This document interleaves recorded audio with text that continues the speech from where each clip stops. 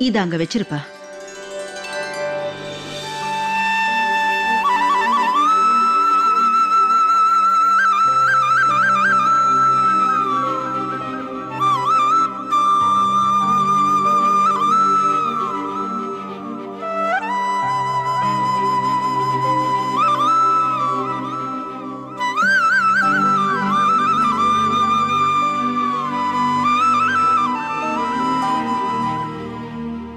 கடவுளே,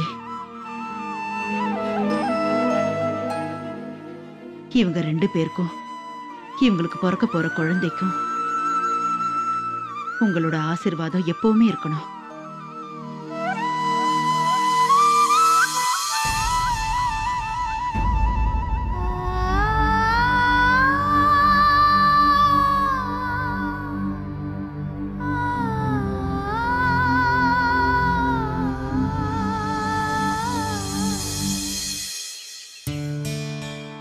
அம்மா சந்தியா, வாமா, நாம சீக்கிரமா ரூம்க்கு போயிடலாம். சாமான் எல்லாம் எடுத்து வைக்கணும்ல. இங்க பாரு சந்தியா, 4 மணிக்கு ட்ரெயின். போகும்போது வழியில நான் உனக்கு ஒரு முத்து மாலை வாங்கலாம்னு நினைக்கிறேன். அத்தை, எனக்கு இங்க இன்னும் கொஞ்ச நேரம் ஆகும்னு நினைக்கிறேன். நான் இங்க லீவுக்கு எழுதி கொடுத்துருக்கேன். அதனால அந்த பதிலுக்காக தான் நான் காத்துட்டு இருக்கேன். அதனால நான் இப்ப ஹெட் மினிஸ்டர் ஆபீஸ்க்கு போகணும். சரி சரிம்மா, நீ ஒரு வேலை பண்ணு. இங்க பாருப்பா, நீயும் சந்தியாவோட போயிட்டு வாப்பா.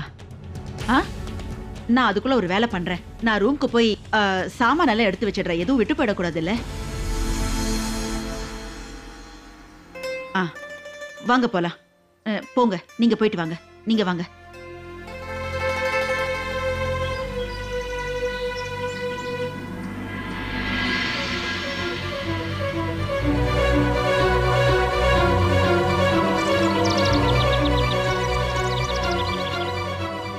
சந்தியா இருங்க, ஒரு நிமிஷம். உங்ககிட்ட ஒரு முக்கியமான விஷயம் பேசணும். இப்பவே வாங்க கூட.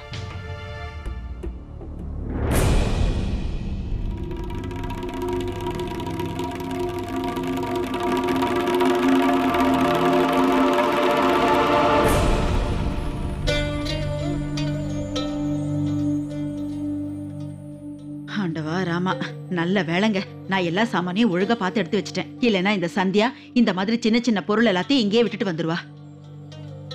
ஆமா சரோஜா, சந்தியாவோட எல்லா பொருட்களையும் நம்ம மூட்டை கட்டி எடுத்துட்டு போயிடலாம். ஆனா அவ தன்னோட விலைமதிப்பான பொருளை விட்டுட்டு வர போறா. இவர் என்ன சொல்றாரு?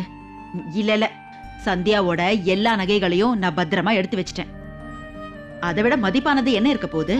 போலீஸ் ஆபீசர் ஆகணுங்கிற அவளோட கனவு. அத அவ இங்கதானே விட்டுட்டு வர போறா சரோஜா.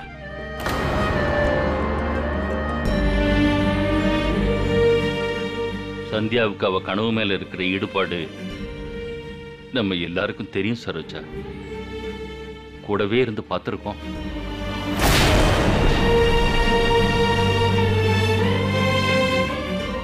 அவ தன் கனவை நனவாக்க என்னெல்லாம் செஞ்சிருக்கா. முதல்ல இந்த கனவை அவளுக்காக கண்டது அவ அப்பா. எவ்வளவு போராட்டங்களுக்கு அப்புறம் அவ இந்த இடத்த அடைஞ்சா தெரியல. சூர்யாவும் சந்தியாவும் எவ்வளவு சந்தோஷமா இருந்தாங்க. ஆனா இன்னைக்கு பாவம் அவ கனவை இங்கேயே விட்டுட்டு வர வேண்டியதாயிடுச்சு. அவ எவ்வளவு கஷ்டப்பட்டு இருப்பா. இல்லங்க, எனக்கு நல்லாவே தெரியும். சந்தியாவுக்கு வேணா இது எல்லாத்தையும் விட்டுட்டு வர்றது ரொம்ப கஷ்டமா இருக்கலாம். ஆனா உண்மை என்ன தெரியுமா? என் மருமக ரொம்ப புத்திசாலி. அவளோட பொறுப்புகள் என்னன்னு அவளுக்கு தெரியும்.